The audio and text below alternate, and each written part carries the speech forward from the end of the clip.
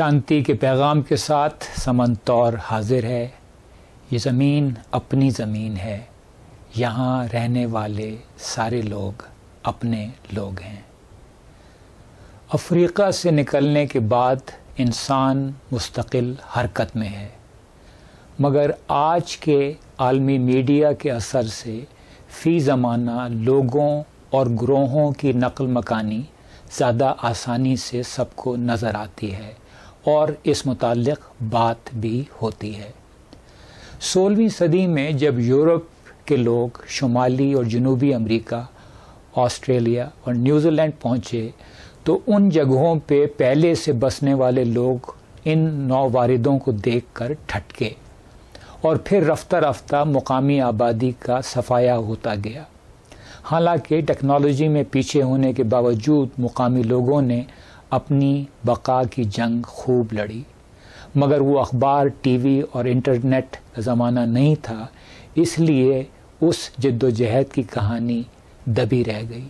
کل کی طرح آج بھی لوگ دو وجوہات سے نقل مکانی کرتے ہیں، اول معاشی وجہ سے اور دوم اپنی جان بچانے کے لیے کہ جب ان کے اپنے وطن میں جنگ ہو یا انتشار ہو۔ اور نقل مکانی کے لیے تیار یہ لوگ کہاں جاتے ہیں؟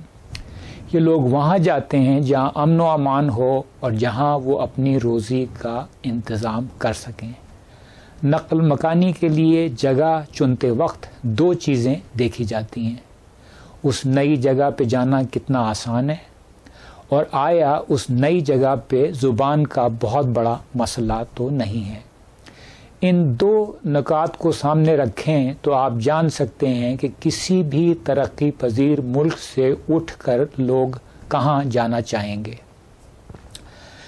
مثلا نکاراگوا سے اٹھ کر لوگ جنوب میں ہسپانوی بولنے والے کسی امیر ملک جانا چاہیں گے، اور جو زیادہ دلیر ہیں وہ شمال کی طرف چلیں گے کہ کسی طرح امریکہ پہنچ کر وہاں کی بڑی ہسپانوی آبادی میں ضم ہو جائیں۔ مالی کے لوگ قریب ترین فرانسیسی بولنے والے ملک جانا چاہیں گے اور اگر ممکن ہو تو فرانس پہنچنا چاہیں گے۔ انگولا کا تارک وطن پرتگال جانا چاہے گا، اور اگر پرتگال جانا مشکل ہو تو وہ قریب ترین جنوبی افریقہ پہنچنا چاہے گا۔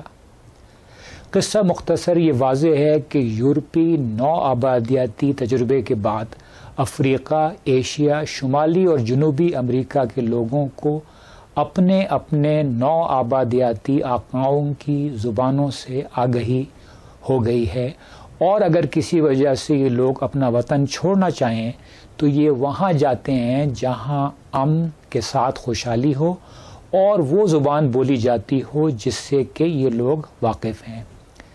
چنانچہ اگر آج امریکہ، کینیڈا، آسٹریلیا اور نیوزی لینڈ کے کچھ لوگوں کو تارکین وطن سے چڑ ہے تو وہ اس صورتحال کا الزام ماضی کے برطانوی راج کو دیں، تارکین وطن کو نہ دیں۔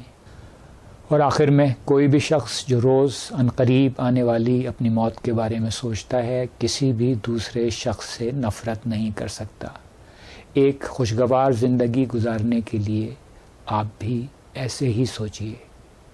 زندگی رہی تو اگلے شو کے ذریعے آپ سے پھر ملاقات ہوگی۔